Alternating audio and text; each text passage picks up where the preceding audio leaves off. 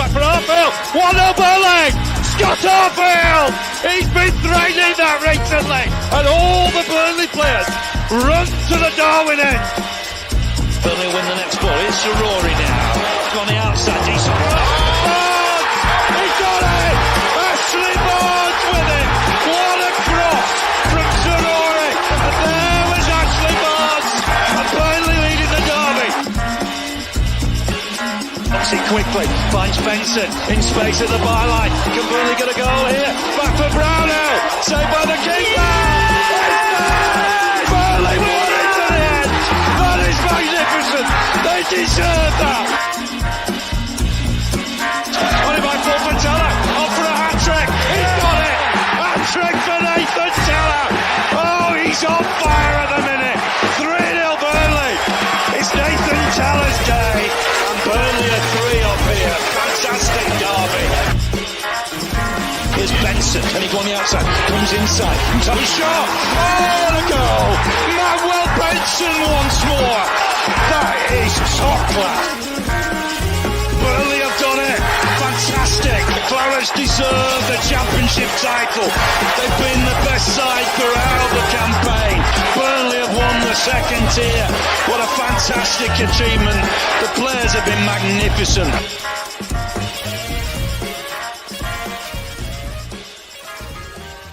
Yes, hello everyone and welcome along to the latest instalment of the TurfCast podcast. Full-time show with me, Joe Reverend, after Burnley's dramatic late draw. I nearly said win then. It feels like a win. Down at the Vitality Stadium on the South Coast as Burnley's survival chances don't really change, to be honest with you. But a dramatic late draw with Burnley's only shot on target of the game, after their first shot of the game came in the 85th minute. But a point is a point. It's Armando Broja's first goal for the club, and the Clarets left the South Coast with a point after stopping the rot of 7 straight defeats, with the Clarets staring down the barrel of an 8th after Bournemouth went 1-0 up. But thankfully, the Clarets came back. But as ever, I'm pleased to introduce some of the boys. Andrew and Sam are joining us this week. How we doing, boys?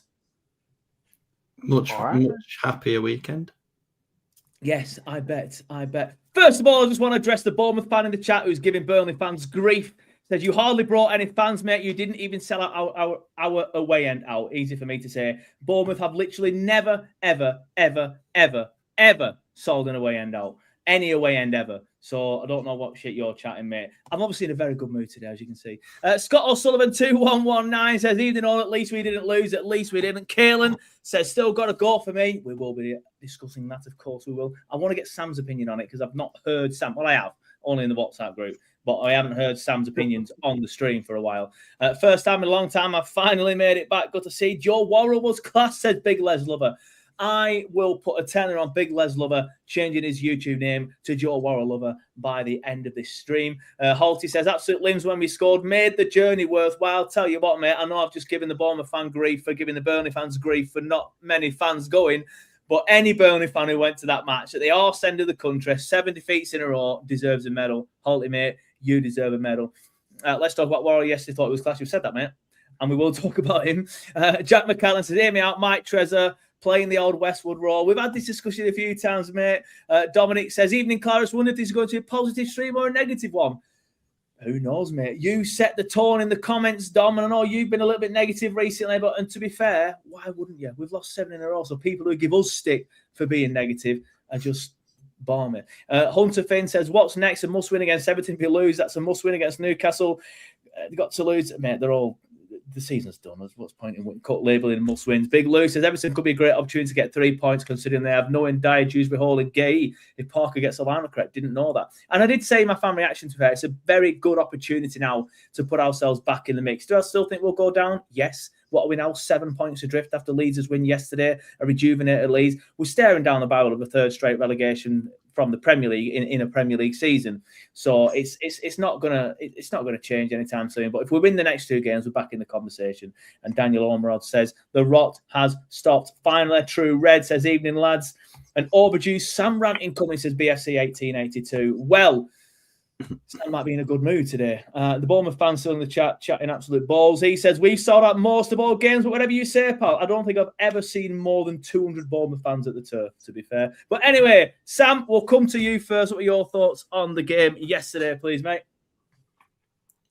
It was a hard watch, wasn't it? Let's be honest. I mean, the thing is that they are a good team.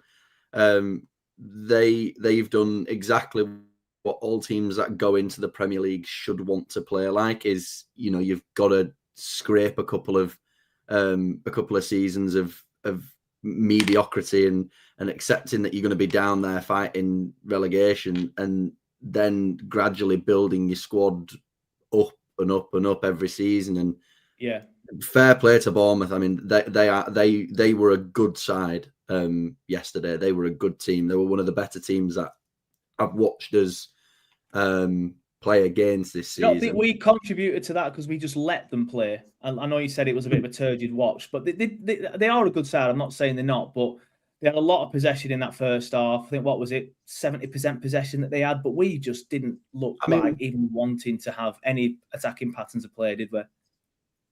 I mean, we play a factor into every team in the Premier League at the moment. We'll get on to the why, because I think the why is quite glaring and obvious with us, but I'm sure we'll get on to it. But I think with them, I think just the way that they play, I like the intricate, like one-touch football around on the wing positions, and it's not always get the like. When a team that's lower down in the Premier League have that one really good player like Semenyo, and you just see it all the time, you get given the ball and they just do everything with it. It wasn't like that. Like, he got the ball and there was intricate passes with Lewis Cook, and I just thought they played us off the park in the first half. I think in the second half, I think we got our rhythm a little bit in terms of how to defend against it. I mean, even their goal came from us messing up again, really, let's be fair. Every goal we concede is like that, isn't it? Like you say. So, but I think in terms of us, I think it's great to come away with a point in a game where you don't really feel like you deserve something. And again, I'm sure we're going to get onto it, but I do think that's in Scott Parker's style of play. I do think that's what he's wanting us to do, and I do think a club like us that haven't. Yes, we've spent money, and it cannot be the crutch that we lean on, because it's just not the case.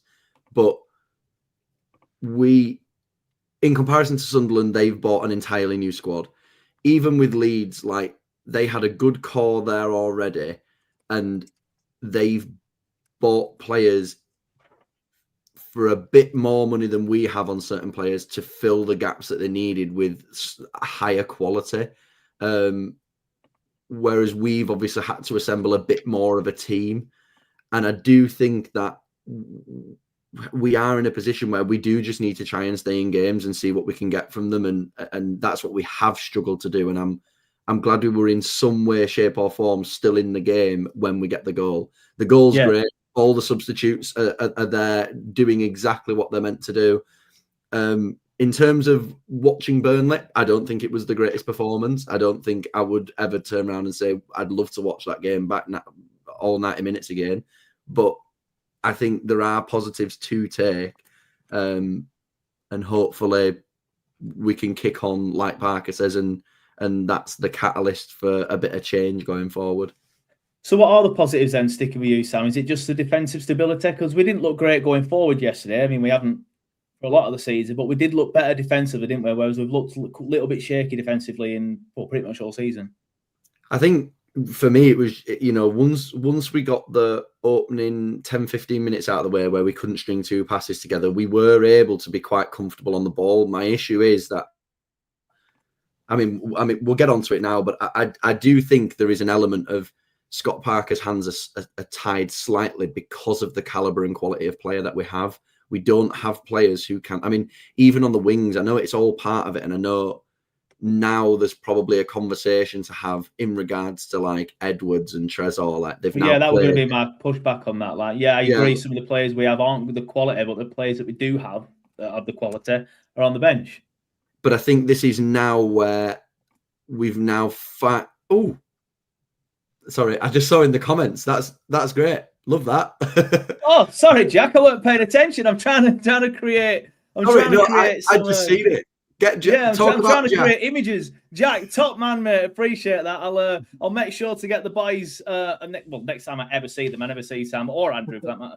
But we'll sort something out. But Jack, really do appreciate that. You can send in super chats. Obviously, Jack's just showing you there. Feel free. It is Christmas. Pretend I'm the milkman and you're giving me a Christmas tip. So I'm not bringing any milk round though.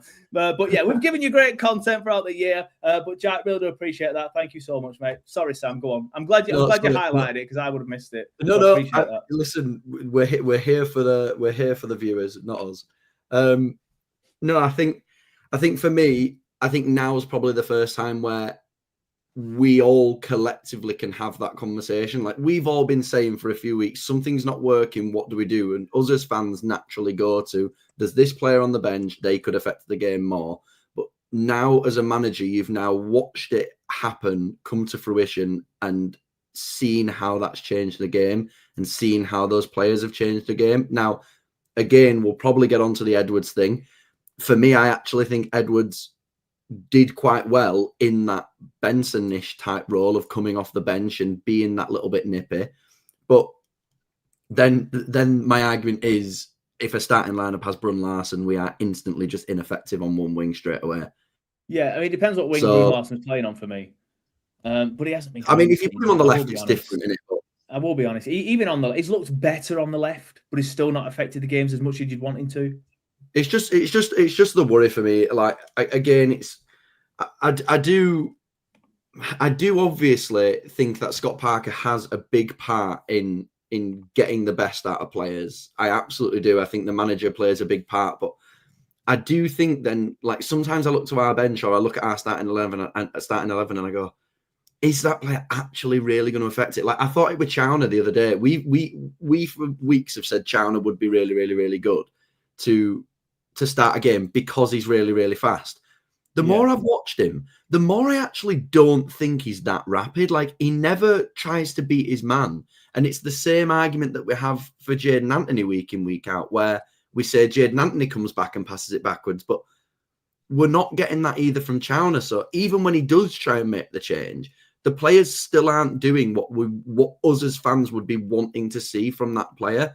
And that's probably my issue. And I do think there were a few weeks, and I think it was the last 3 weeks where we got the last 3 losses where I thought, now there's something on Parker because he's changed it and he's done this and he's done that, and we're still playing poor football. The result is a weight off his shoulders and is a weight off fans' shoulders, but it doesn't hide from the cracks that we are not playing like an effective attacking unit. We are going into games and we are instantly saying we are not, like, we have to stay in the game, but then we're a goal down in 20 minutes and instantly we just go, that must be game over. And that's the hard part. But again, I also think from the standard of player that we've got, there's a comment there, players being held back by Parker. I do get that, but there's a certain style of player that gets you points in the Premier League. And if we do go gung-ho and start trying to attack teams left, right and centre, there's no guarantee that absolutely works. And our personnel that we've got, if you're telling me that Brun Larson's all of a sudden, when we shift to an attacking mindseted outfit, that we are going to watch Brun Larson turn into a 10-goal a season winger, it's just not going to happen. Yeah, I guess the counter argument to that is the style of play that we're playing at the minute isn't getting us points anyway. So we might as well now not go gung-ho, but release the shackles a little bit. You've got to try new things, and I do agree.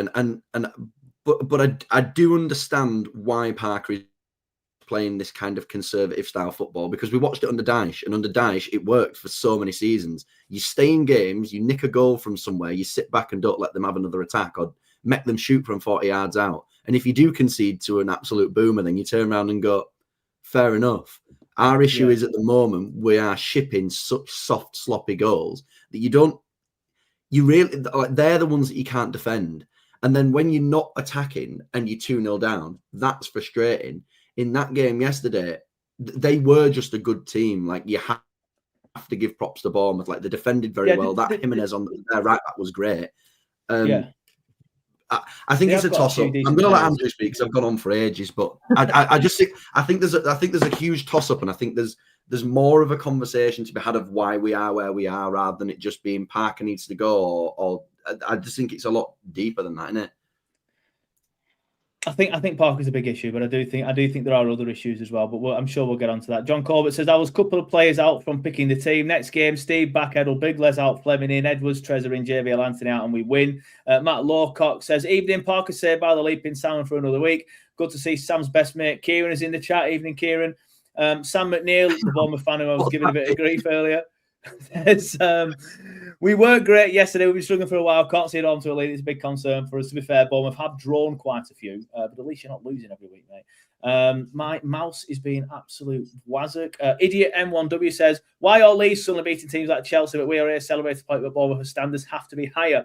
Leeds just have a better manager and better players. They have a striker who can put the ball in the back of the net.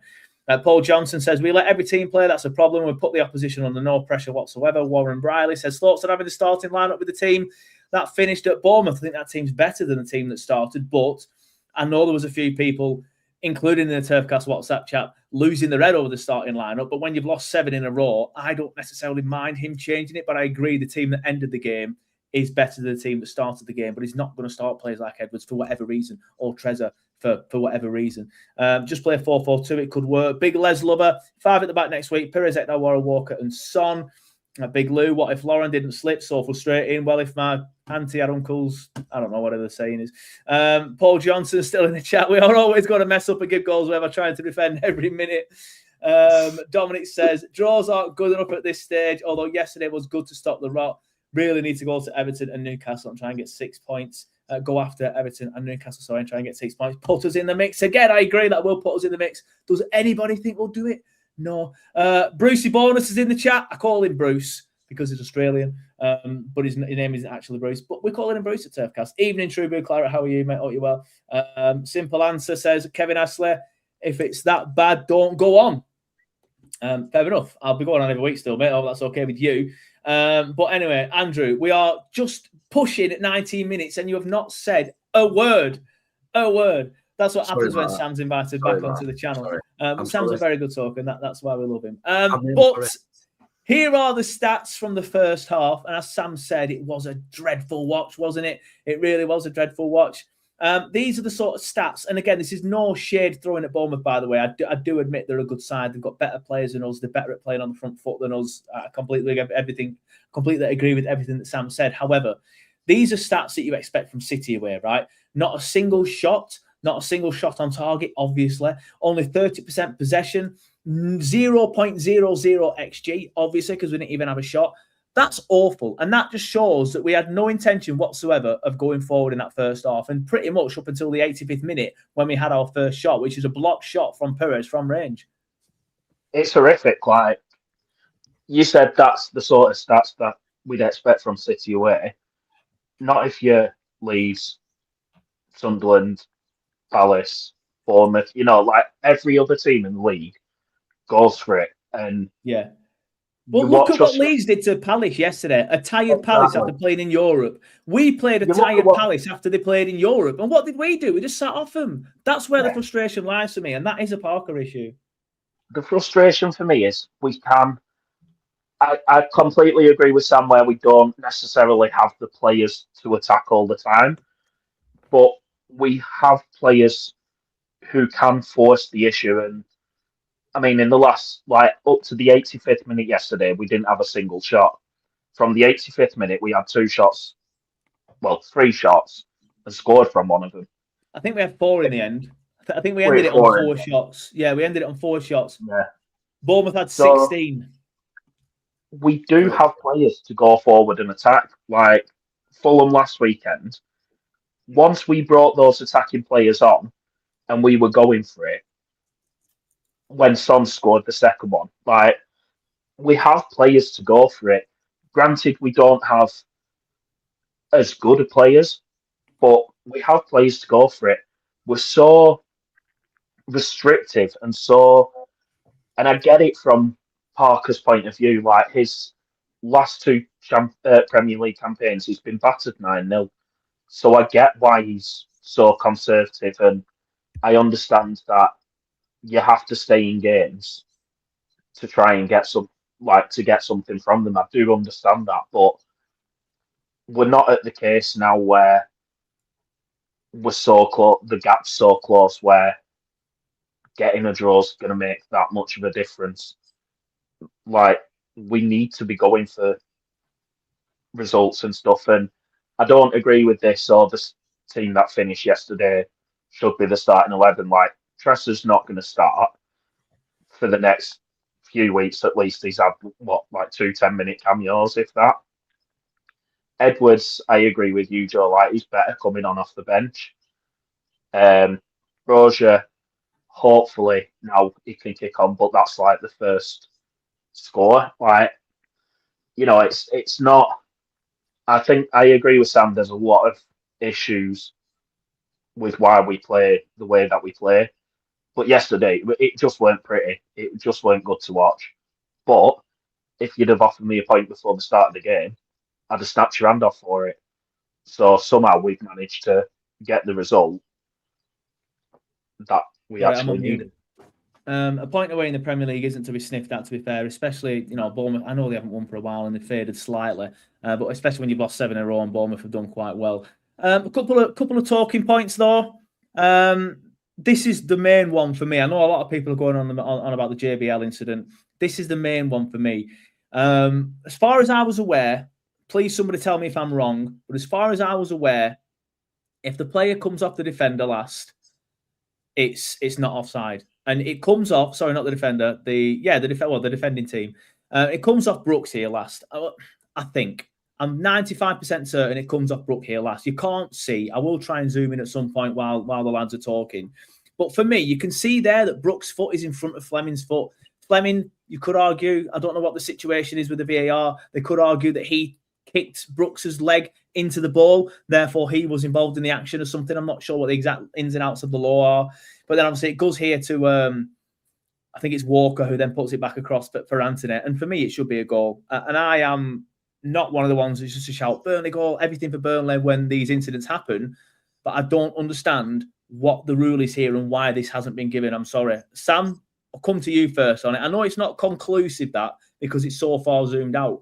But this is what annoys about these sort of incidents. They have the capabilities to zoom in there and check who the ball comes in off last, hits last. So I'm not quite sure. I know some people would argue that maybe it's a foul by Fleming. Well, they're fair enough and give it as a foul then. But they didn't. They gave it as an offside. I obviously watched it live. And the commentary didn't go back to the video, show any form of whose foot it's come off of. They just kept showing that still image that you've got on there. Exactly. And my thing with that was, if I'm a fan at home who gets all these different angles normally, and if you're in, again, I know I say it all the time, but if you're in like a Chelsea-Liverpool game, you see every angle 16 times there. Exactly. In what world do I, as a fan, look at that and not be shown why that's happened or why it is what it is? No one says it. They just glossed over it like it didn't even happen. Like, oh, and there was a disallowed goal for Burnley, but it was offside. It's like, no one's disputing Laurent's offside. No one even slightly. They drew the lines on the commentary. Yeah, I saw that. And I was like, what are you drawing the lines for? He's obviously offside. Like, I know he's offside, but that's not what you're checking. You're checking whose foot it's come off of, because if it's come off of Brooks, he's not offside. And so again, we just didn't. I still don't know, because I still haven't seen an angle of where it shows whose foot it's come off of. That's what I mean. Like, you are right. If that's Man United Liverpool Sunday at 4:30, and it's you that says it. I said myself the same on Twitter yesterday. You are shown that from every angle. We see it from one angle, zoomed out. 100%. They're at the very minimum. Man United against Liverpool, zoom in. They find out categorically whose foot that comes off, but they just left it as a grey area because they can't be asked. Like Big Lou says there in the comments, where's the zoom in? I don't have the zoom in, mate, unfortunately, because the Premier League didn't fucking zoom in. That's why there's no zoom in, because they couldn't be asked to do it, Michael Oliver. But when it showed the actual VAR room, because in that little square where it's showing the ref there, they did show the VAR room, they both just sat there. They weren't doing all. They weren't even chatting. They just sat there. I genuinely don't think they've checked it. I genuinely don't think that they've checked whose foot it's come off last. They've just gone, he's offside. Why are we being told to look at this? That's what I think, personally. No, that's exactly what I'd said, because that was my argument. Like, I'm exactly the same as you. We did it in the Wolves game where we got given, where we got the penalty against us. And I was very big on, no, but in the laws of the game, it's a penalty. You can't kick through somebody's foot, like, even though there's no intention on all that stuff. Like, so it's not like you're looking at it through Burnley tinted glasses. I'm also not even saying that I think it is a goal. I'm saying I don't know because VAR didn't show enough for me to know. Like, normally I can look at it and go, actually, fair play. Like, it's not. He's definitely offside. It's come off of Fleming. If the argument is that Fleming's made David Brooks' foot go that way, then I'm sorry, but what law would you actually have written for that? If an attacking player kicks through an opposition player's foot and the ball ends up to an offside player, in what world would they have they probably do have a rule for it in saying that, but when would you expect they make them up as they go along as well? When would you expect that rule to be active? And in that situation, at least say it. Like in that game that I've just watched downstairs, Aston Villa and Man United, you hear them all the time. Oh, there's a VAR check going on. Oh, there's a potential handball, and then they go, oh no, it's been checked and cleared. No, it's definitely in his chest. And then it goes back in the game and shows you how it's hit his chest. Whereas in this game, 5 times as well. Yeah, exactly. And in this game, it just goes, well, no, we've heard it's been disallowed. Don't tell you why. They don't say why. They just go, oh, it's been disallowed. No goal to Burnley. And then it kicks off, and then a screen flashes off, and they're down at the other end. Semenyo's having a shot on goal. You just think, well, what's the point? Like, and that's the frustrating thing for me. It's that even as a fan here, I can't say to you if it is or if it isn't because of an interjection by a system that is clearly not working and only works in the big 6 games where the points actually matter. And that's my frustrating thing. We've had like 5 or 6 occasions of this now where I have to say it. And it's every other week now. It's every other week. It's old, and it's so annoying. And we say it every time that we're in the Championship. And there are positives to being in the Premier League. There absolutely are. The money, the caliber of player that you can go sign, the teams that you can assemble, the away days to the big stadiums and be involved with these big boys, it's great.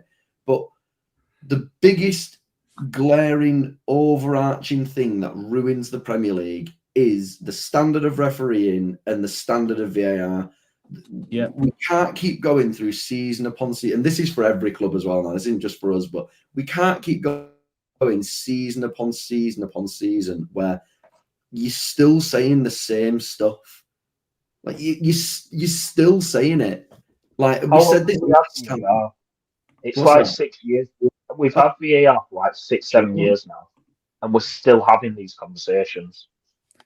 Yeah, it's tiresome. It really, really is. I do think, like Jordan said there, I can't believe there's any conspiracy at play here. Just human errors in Burnley, human errors trying to be part of the Premier League.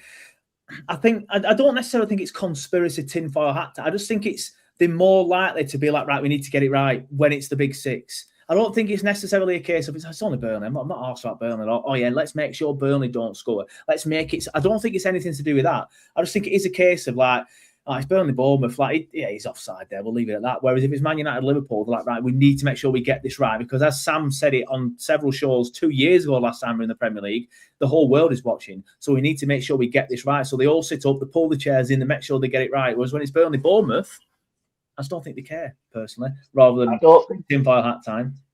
I don't think it's just that, Joe. I think it's you're using the incompetent referees who are on the pitch who can't make the right decision half of the time, making the decision to protect the mate as well. I do agree with that as well. Michael Oliver could cock up this weekend on VAR, and then next weekend they'll be giving United versus Liverpool, and he's making protecting it. Like, no, they're not held accountable. One of our players dives and gets booked, like they're then held accountable. They make a massive mistake. Now, you might at very most see him demoted to the Championship, but 9 times out of 10 it doesn't happen. Even Big Lou makes a good point there. That Fleming yellow card. I'm sorry, that was scandalous. It's a great tackle. It doesn't even go in with his studs. It doesn't even go in with his feet. His studs are pointing away. He uses his knees, for God's sake. He wins the ball completely. The ball doesn't even. It's not even in play anymore. He wins the tackle, and the ball fucking nearly flies halfway off the pitch. Like it's not even. It's still in play. It's not like you bringing play back to stop this. It's so frustrating when you're watching a game and you see a player and a team like us in the situation that we're in, and we obviously our emotions are pretty high around this season already because we are in the position that we are and we're watching our team lose week in, week out at the moment. If we can't even put a tackle in the box, that is absolutely spot on. And it just so happens to go through the player a little bit, and they fall to the floor and grab their legs. And then as soon as that whistle's blown, they stand back up and they run off. Like there was that one bit where there was another bit that really annoyed me.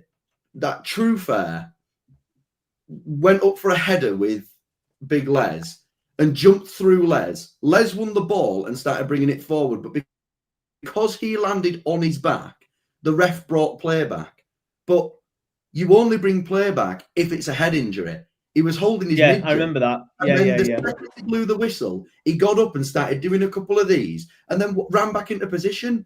And where Les was, we'd broken their midfield. So how can you bring play back? It's exactly the same with Andrew. We have incompetent referees who are protected by VAR. You hear it every single time I say it. I'll say it till I'm blue in the face.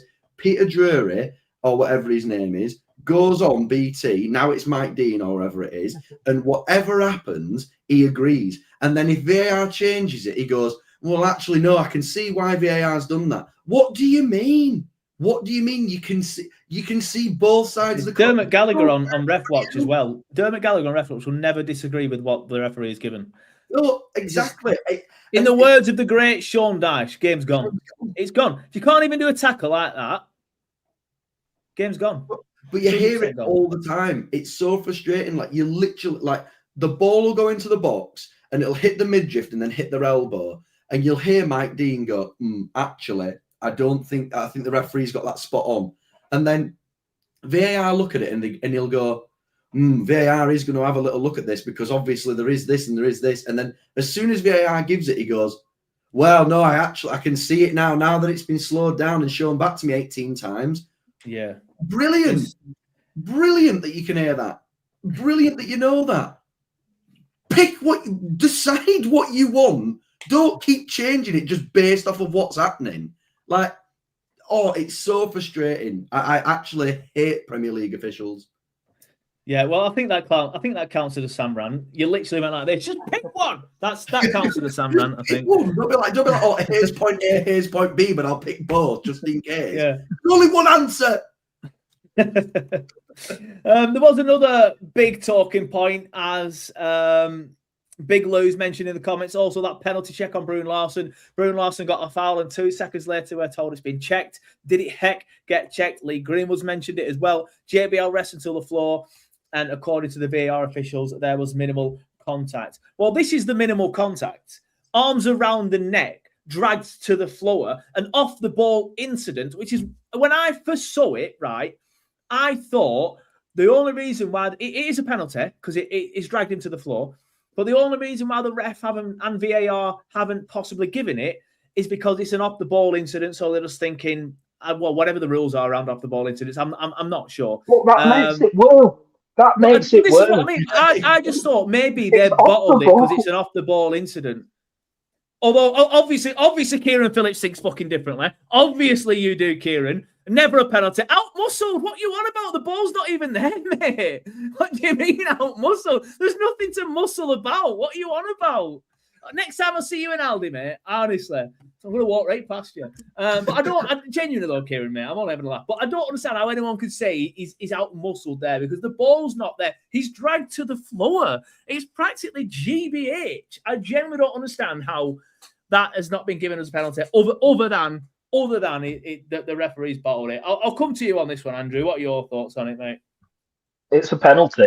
Like, it's the most undeserved penalty that I'd have seen. And if we'd have got it and snatched all 3 points, it'd have been ridiculous. But it's a penalty. You can't wrap your arms around someone and drag them to the floor. And it's the same issue that I had against Tottenham at the start of the season when we said it was off the ball, incident. If you're not going to give a foul for an off the ball incident, could Cullen just walk up to Semenyo when the ball's nowhere near him and just take both his legs out, and it's not a foul because he's not, it's not on the ball. The ball's not coming to him. Like that really winds me up with off the ball incidents. It can't be a foul because the ball's nowhere near it. He's literally, Semenyo's got both arms around him and dragging him to the floor. Is it soft? Yeah. Brun Larson probably could be doing stronger. I don't even think it's soft. Like, what's Brun Larson supposed to do? The ball's not there. I don't even think I do agree with Kieran. Like, Brun Larson could be a little bit stronger keeping himself. The ball's not potentially, but the ball isn't there, so he's probably not expecting to be ragged to the floor. My main point about Brun Larson is he can be a bit weak, but in that moment, I don't see how that's an argument personally. No, but it's still a penalty. So, by the rules of the game, look at the one that we conceded at United. I know people have used that as a comparison. I did put the comment up around 5 minutes ago. The difference is there, the shirt's pulled, right? That's the difference. Ahmad's shirt's pulled by, I think it was Jadon, wasn't it? So the difference there between that one is the shirt's pulled. So, by the letter of the law, if you pull someone's shirt and they fall to the floor, penalty. But if you wrap your arms around their neck and drag them to the floor, then it's not a penalty. You might as well just go around pulling bodies rather than pulling shirts. And you can tell, you can tell how ridiculous it is. Like we say, going back to it, it was checked within 2 seconds, and they were just like, "Yeah." Went, all right, fair enough. Yeah, he's done that. I know. Oh well, what's on the other channel? Right. Other scores getting on, Keith. That's what they said. Sam, you look very chill about this incident. What were your thoughts on it? Mate, just go back to the start of the season. I still remember it opening game. I still remember it. Like, the words coming out of the commentator's mouth. Well, the referees have all got together and they said one of the big things is that you can't put your arms around an attacking player in the box because it's going to start getting clamped down on and they're going to give him a penalty. It's literally just happened. It's happened 17 weeks in. Do you not care anymore? Has it just been forgotten about? This happened the season before and the season before because it's a consistent thing that never actually gets clamped down on. Do you know what? I remember it as well. It was one of the seasons when Benteke was up front for Palace. That's when they first started bringing this rule in. Referees are going to clamp down on arms around the box. And what happened? They gave a penalty because somebody had their arms on his back, jumped over him. That's not even arms around, jumped on his back, and they gave a penalty for it. I still remember it to this day. If that's not a penalty, then my nan is Ozzy Osbourne. It does not make any sense whatsoever. Can I have a autograph? Your mate, 100%. I just found it so frustrating though because you hear it all the time of all this. Again in these big games, like, oh, he's got arms around him there though, and you hear Carragher say it like, oh well, I thought they were clamping down on this, and oh, they're going to do this and they're going to do that. It doesn't happen though, does it? It never happens. It never gets changed. It never actually gets looked at. It's just so poor from referees, and the ruling's clearly wrong then. And I'm not sat here saying in any way, shape or form that we're wronged all the way through this season. We are a product of of our displays and the performances that we've put in. But if we can't even get certain little aspects of our game going for us in any way, shape or form, then what actually is the point?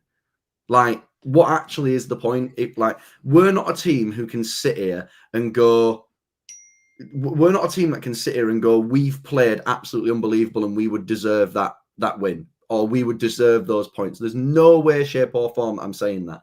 But if we get that, then that's a kick on, and that's us getting the same as what every other team seems to get. These random decisions where sometimes you look at them and go, hang on, how's that happened? I don't think we've had a single one where we've gone, that could have been, that's soft, but oh well, we've got it. Whereas I reckon if you're a team in the top 6, you can name 4 or 5 off the top of your head like that. That's a week. Yeah, exactly.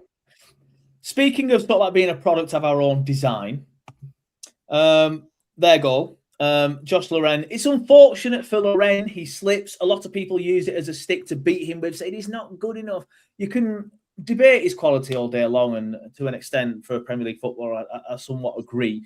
But my issue with this is if you defend for 85 minutes, eventually there's going to be an incident like this. Like people keep saying, like, oh, we make mistakes every week. It's not Parker's fault. We're sitting back every damn week, and that's why we're making these mistakes. If we're making all these mistakes, stop sitting back so much. This wasn't necessarily even a mistake, to be fair. It was just an unfortunate slip. But that's the moment Lorenz slips. You can't even see the ball because it's literally there, and it kind of like lands next to it. It's behind him and Walker at the minute. Semenyo's there, actually on his heels at the minute, just to the right-hand side of the image.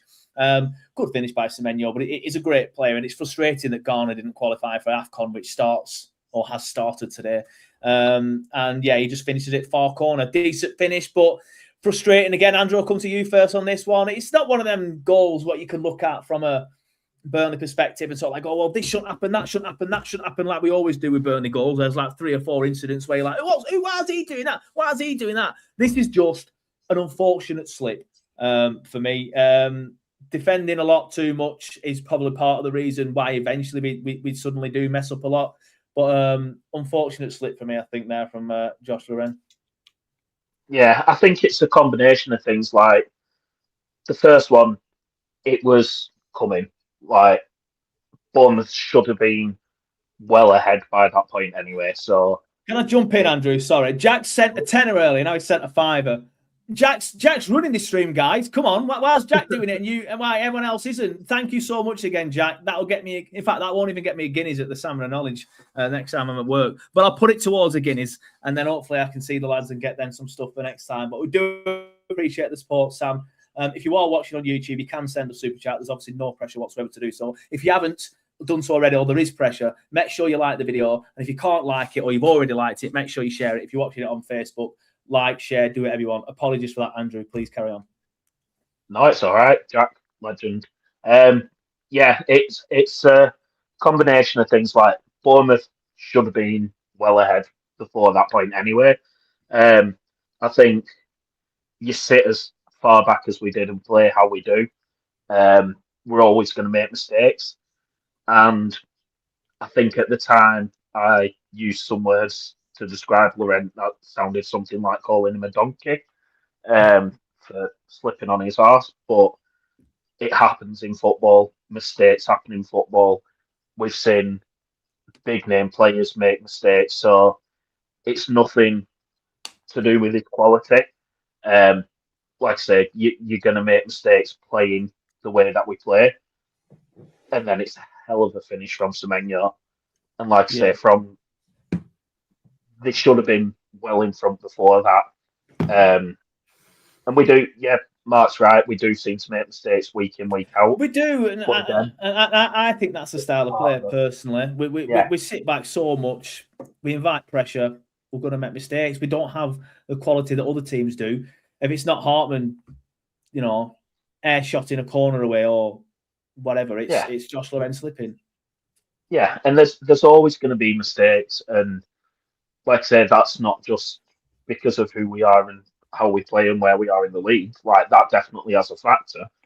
But it's football. Everyone makes mistakes in football. It's just one of them unfortunate ones where if it had fallen to Semenyo and it had gone straight into Dubravka's hands, we wouldn't be talking about it now. Nobody mentioned it. Yeah, we wouldn't. It's unfortunate it falls to Semenyo of all people. It's a good finish, but yeah, it's just unfortunate.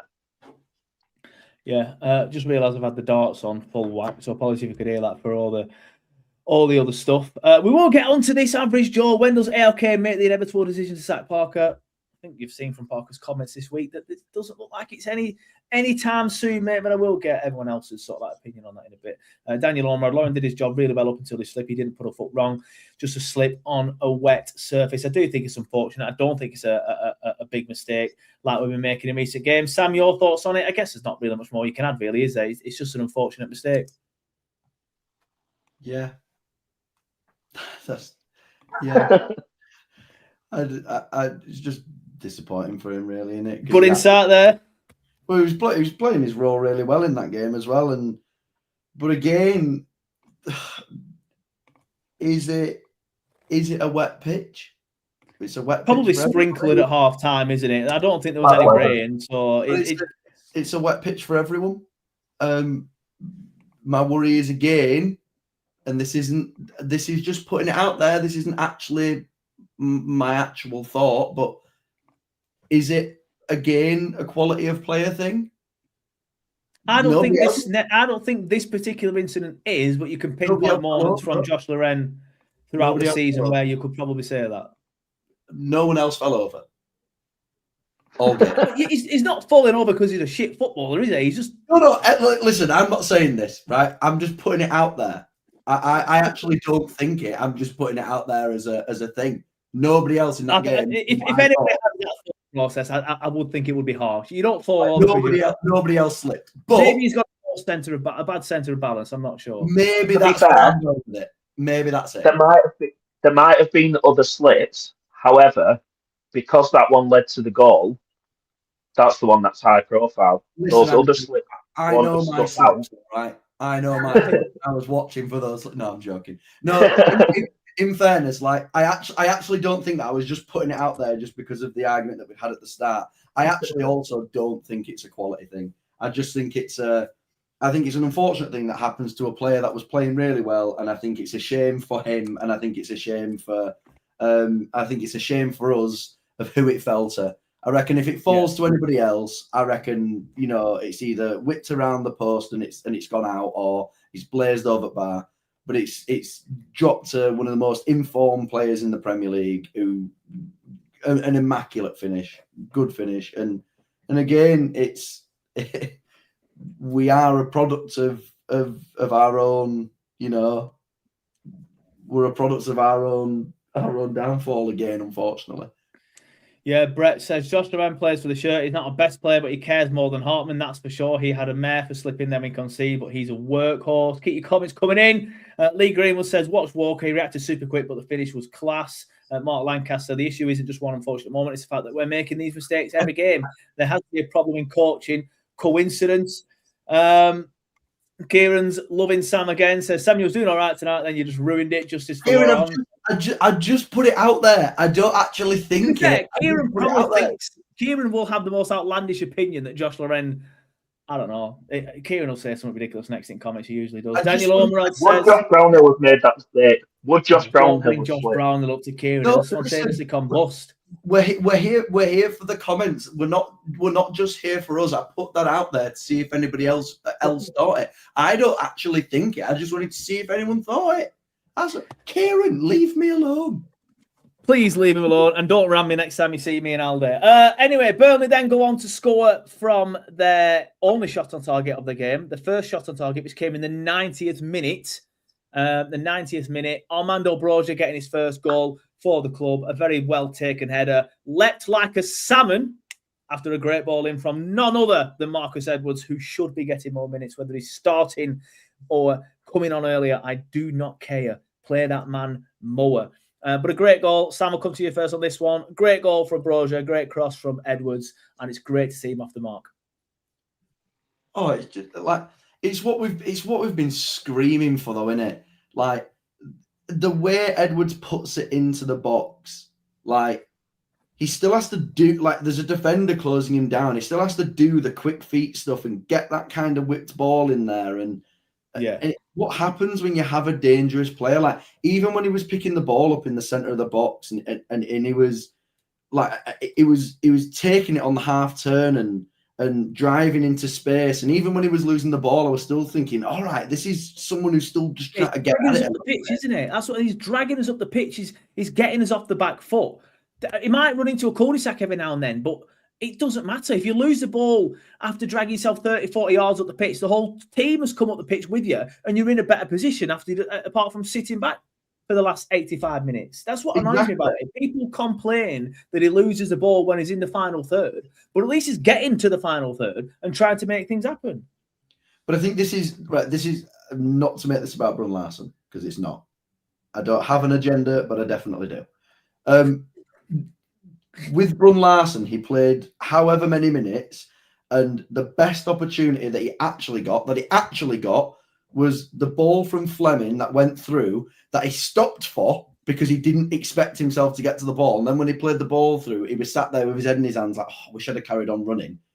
You're playing football. Just run forward. What are you stopping thinking, oh, my striker's not going to play the ball? Anticipate literally everything. He never gets the ball and beats his man. He cuts back and plays it inside, or runs inside and then plays it back to the left back. Like, Edwards came on and ran forward at least 5 times. The flick into the box from Edward was absolutely class. The quick feet to shift it onto his left foot, the whipped cross in, a great header from Broja, getting him off the mark. It's just exactly what we've been screaming for, and exactly what we were saying when we signed Marcus Edwards of, this is the Premier League quality player that we've got that we expect to play. It almost screams Anas Zaroury all over again. Like, Anas Zaroury goes into the Premier League, then doesn't find his way back into the team. He's dropped for somebody who gets signed, which I think last time was Brun Larsen, who did end up being our top goal scorer with 6 goals. He was all right last time. Got 6 goals, mate, and we were rubbish last time. We're not great this time, but we were rubbish last time. Like, we were, you know, at least now we're not watching this shit 4 goals a game.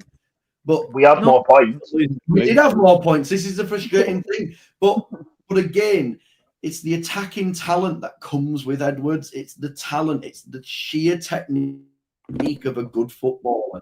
And that's why Scott Parker doesn't like him. No, I know, but he's more frightening to play against than Brun Larsen is, because Brun Larsen, you know, if he shifts it onto his right, he doesn't have a turn of pace to get round me. If he cuts inside, the midfielder just stands in front anyway. So then there's 2 players. I'm frustrated in the fact, and do you know what else I'm frustrated by as well? And I do agree with what people say about Parker. I agree fully. I agree. But there is always an element of the players on the pitch still do have some control over what they're doing. And even if they're told to come back and play inside and do this, there's no way Scott Parker goes into every game and goes, if that ball goes past the halfway line, come back and play it backwards. Don't you dare go towards that goal. There's no way he says that. So when we're sat here saying, oh, yeah, but he's coached it out of him to get forward, there's an element of it. I agree, but Brun Larsen is very capable of going, I can beat this man, so I am going to knock it past him. But he doesn't. So if he doesn't, as a fan for me, I sit there and go, can he do it then? Because if they're all saying, well, he's not doing it because the manager's telling him not to do it. I don't quite get that, because if you've got the opportunity to get round your man, surely you do it. Maybe it's a system issue then, the system that Parker is selecting. Maybe there's not enough options. Like he might want to try and beat the man, but then he might think to himself, well, it's 1 against 1 and there's no attacking players forward. I struggle to see the attacking patterns of play with this Parker system. And that's the thing that frustrates me the most about the Scott Parker team. I struggle to see the attacking pattern of play, any of them. And you see them in glimpses. Like yesterday, we saw them when we made the changes. Trezor, Edwards, Broja coming on, did well, started putting balls into the box. We got on the front foot. It just winds me up. I don't get why we don't do that for 85 minutes prior. Is that the system? Because to me, that's the same system, right? Potentially, yeah, but there must be something systematic to it for it to be the majority of the game, the majority of the season, even to have no attacking patterns of play. This isn't even me disagreeing with that even slightly. I 100% agree with what you're saying, and I'm not in any way, shape, or form saying the system that we're playing is really, really, really good. My point is the goal came from good players coming off the bench into that same system, right? So if we're sat here saying it's 100% mix of both, like Jordan says, there's no problem. Like the system's all over the gaff. That's it. well, how come when Edwards comes on, we finally get a corner because Trez has done something in and around the box, and then we get a corner, we play a short corner, and Edwards skins his man twice and ships it into the box, and we score a goal from it. First of all, how do we even know that's a system? That was what, second corner of the game?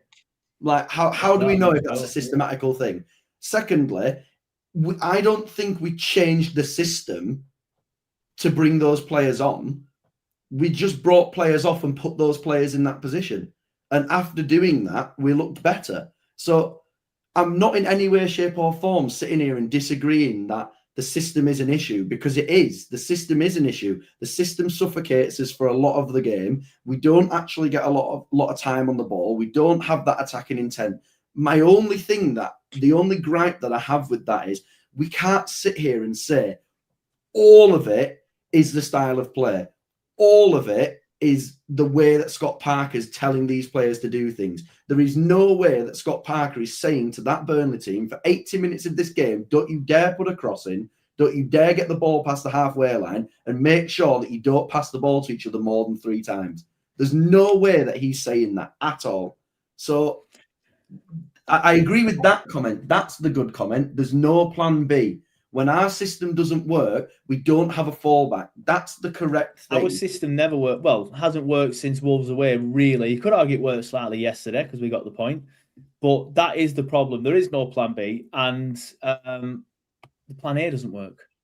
But I think that's the thing. That's the argument. If you have a plan B to plan A, if plan A doesn't work and you can shift the system around, that's where I think Parker's got it wrong.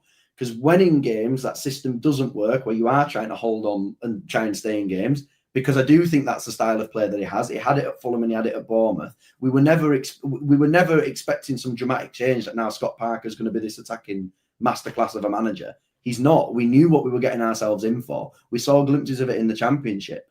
My argument with that is, if a new manager came in now and said, go express yourselves, do we think that these players that are currently playing the starting 11 from that last game, just the starting 11, do we think that starting 11 is going to all of a sudden become this amazing? I'm not sure any other manager selects that starting 11. I think if a new manager comes in and has a different way of playing, they'll start Edwards for a start and different players and have attacking patterns of play.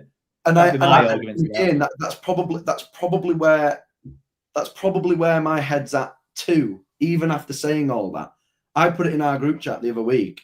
After we've lost 7 on the bounce now, there is now an argument for Scott Parker does need to be looked at under the microscope. He does. We've lost 7 on the bounce. Loads of those games we were absolutely nowhere near. We were nowhere near because even scoreline-wise, I was saying this to somebody the other day, scorelines have flattered us in the last few games. The Fulham game, was it 3-2 in the end? Yeah. 3-2. The Newcastle game, 2-1. Yeah. I think like some of these other games, we are losing by 1 goal, but we're not really. We're not in the game until the 80th minute. We score a lucky goal at the start of the game, a good goal in the Fulham game, by the way, with Les. And at that point, I thought, right, this is it now. Kick on. We've proven that we can score a good goal. But then after that, we just fall asleep again. That's where I think the system goes wrong. Because once we've got the goal, we think, let's sit back. And we all know, being football fans, if you sit back and offer the other team the opportunity to get forward and attack you over and over again, they might start clipping balls into the box and then it doesn't work. But the more you give them the ball back, the more they think, well, next time I'm not going to do that. Next time I will play short. And then, next time we will play in between the lines. Or next time I'll just have a shot. And eventually one of those different things works. And then we sit back and we go, oh, bloody hell, we've conceded again. It's like, well, no, you've invited that on. So that's where I'm saying the system is a thing. I don't sit here and deny that the system is a fundamental part of where we're going wrong. My only issue with that is we can't then sit there and go, these players have no accountability whatsoever. It's all on Parker. And the next manager that comes in, we're picking up 30 points in the next few games. Because that's just not how it happens, is it? It's just not. No, I agree to a sense that we're not... a new manager won't come in and get us 30 points, but I also don't think a new manager would be as bad as what we've had for the last 7 games. However, that brings me on nicely to the comment. I've just put a poll up. If you're watching on YouTube, you can vote on the poll now. Obviously, we did a big one last week after we lost again to Fulham. Scott Parker, do we back or do we sack? Obviously, I feel, quite patient with him until I eventually cracked and went for sack instead of back last week after we got beat against Fulham. It's one of them things now where even though I would personally, if it was up to me, pot him, I just feel like there's no point now debating it week in, week out when we know that Alan isn't going to do it. I just think now we have to just get used to the fact that unless we go on like another losing run now of like 4 or 5 in a row, Alan's not going to do it. So, yes, I've put the poll up again. You can all put your comments in. I'll ask the lads quickly now, see what they think. I'll come to Andrew first on this one. Are we backing, sacking, or cracking Scott Parker? In fact, forget the cracking one. Backing or sacking? Or do you think it's pointless debating it now because we know Alan's not going to do it? What does cracking mean in that? It's because someone put back, sack, or crack, so I just thought crack. I just thought I'd say it. No, I just wanted to know what cracking meant, sorry. Yeah, yesterday doesn't change anything. Like, there's no debate because Alan won't do it. We know we lost 7 games in a row. Yesterday was absolute dire until the 85th minute, and we've managed to scrape a draw. Like, he didn't sack him after 7 games in a row. Yesterday, Pape's over the cracks. I don't even know if Pace is back from Spain or not. He's still at beach in Barcelona, Alan. Don't give a shit. It makes no difference whatsoever, but it won't happen. There's no point arguing it, is there? It won't happen. But like you said, it's not you. Your mind hasn't changed, has it, because of a 1-1 at Bournemouth yesterday? No, we could have won yesterday, and my mind still wouldn't have changed. Like, I think a more positive manager does win that match and wins against Palace. The issues I have with Parker, especially over the last couple of games, still continued yesterday. Yeah. Like, we were still negative. There was still no attacking impotence. I do sort of agree with you, Sam, that sort of isn't just on Parker.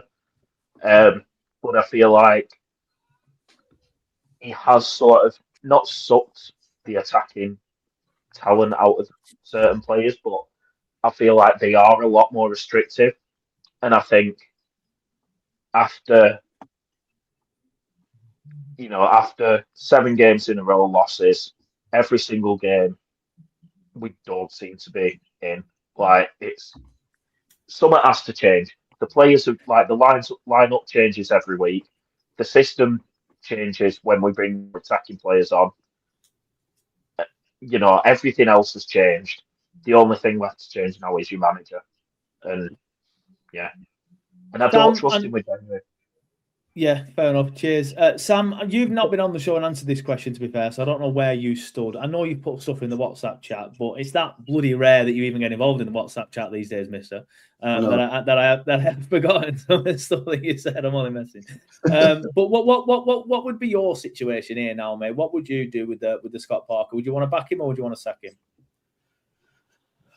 I feel like it sounds like I've defended him in this, and I think to a degree I have done, but I do agree with people. I do think now's the time if you're going to do it.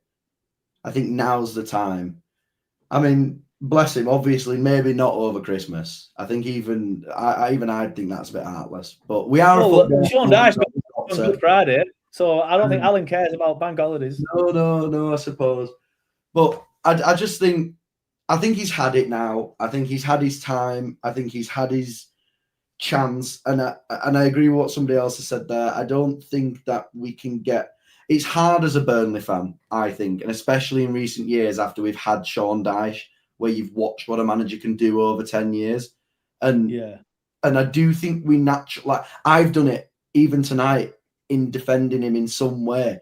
Like, there's a part of me that's like, I don't want another random manager, another manager that I've got to try and fall in love with, another manager that I'm, we've seen it with like teams like Southampton when they sacked Russell Martin at the start of their season and brought in that Croatian bloke and absolutely despised him. But hopefully we wouldn't be stupid enough to get them that wrong. But no, how much do you trust them? But you don't know this though, do you? Like we brought like even last time when we were in the prep, because we won't have been through this situation very often. Like, you can go off of 2 occasions where this has happened, right?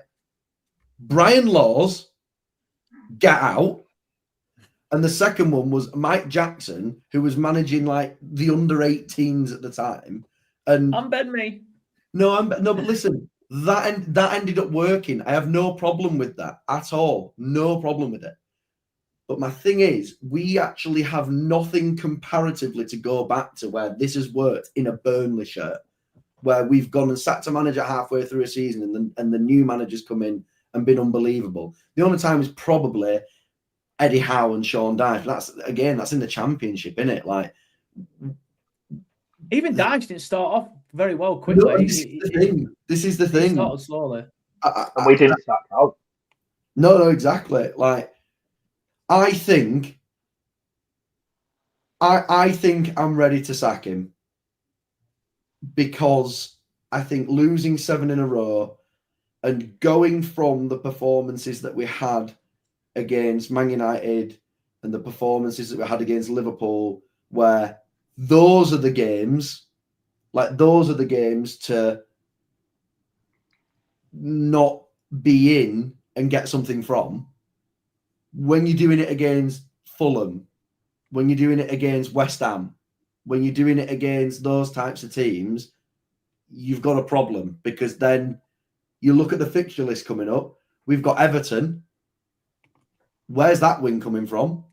Because someone did point out earlier on that they have got a few players missing, and Dye's at AFCON. Apparently, Dewsbury Hall's injured. So they only just got beat. Yeah, like, I mean, I'd be very surprised if we got anything better than a 1-0 defeat, personally. And then after that, it's Newcastle again. Like, Newcastle, dreadful away from home. Dreadful away from home. 2 wins. Right back in. Rubbish at home. Like, I think... Well, rubbish full stop, yeah.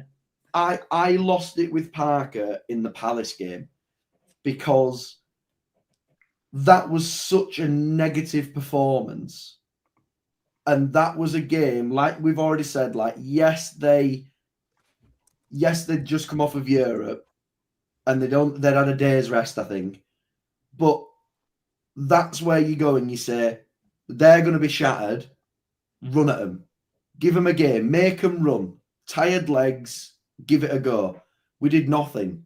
Yeah. Even against Fulham, like, we got the Get goal. on the front foot. Goal. Yeah. And then we just didn't have it. And I think that's where I understand people's frustrations of he's clearly not looking at it and going, no, now's probably the time to say, no, we need to go and attack. Let's go have a go. Yeah. You know, like, you've got, 11 points. And that's where I get frustrated with him. And that's where I am as well. Like, yeah. I'm exactly the same. I think it's time for it. I think now's a good time, halfway through the season, give the next manager a full half season, take them into the Championship, allow them to build for next season, because I'm not writing the season off straight away. I mean, God's sake, it was 17 games in, but it's done. What are we adrift now? 7 points? It's done.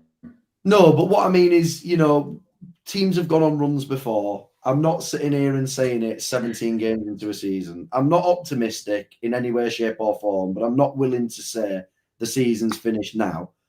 If we're 25 games in and we've not even at 18 points, then that's where I'll sit there and go, lads, let's be honest. I respect that, but I do think it's done, personally. But anyway, we'll move on, because I start work in 5 minutes, so I do very quickly. Because we didn't get beat, we didn't get embarrassed. So for the first time in a while, I can ask this question. I'm going to start this week, boys, because I need to hurry up.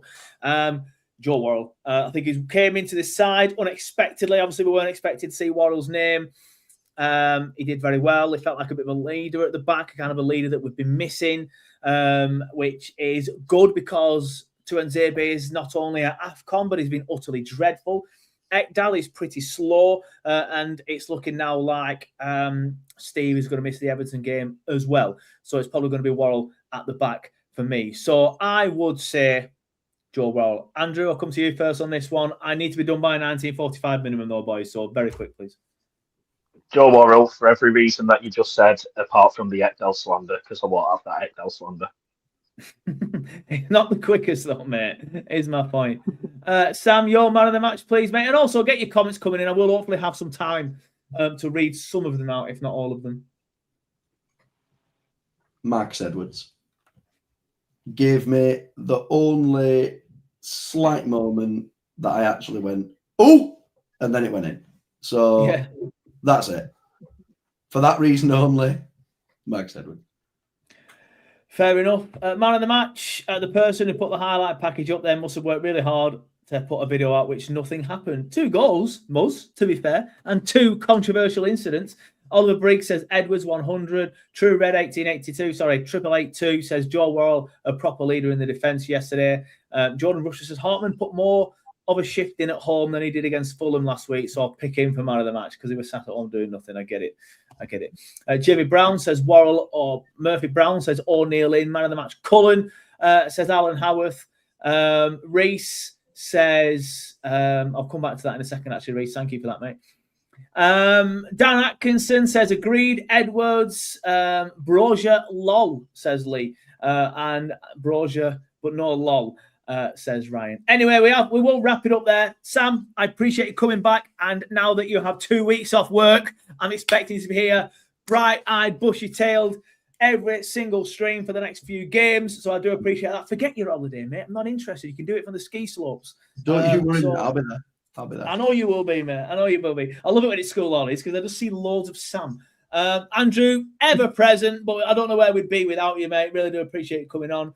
But if, like Reese, you have only just joined and missed most of the stream and you are sat there wondering what on earth you can do, don't you worry. As soon as I press end stream, it stays on Facebook for you to watch back at your leisure and on YouTube for you to watch back on demand. And I will, of course, be putting it up as an audio-only podcast available on all the usual places like Spotify, Apple Podcasts, Google Play, Deezer, wherever you get your podcasts, and I'm sure some rubbish platforms as well. But thanks, everybody, for watching. Thanks, everyone, for listening.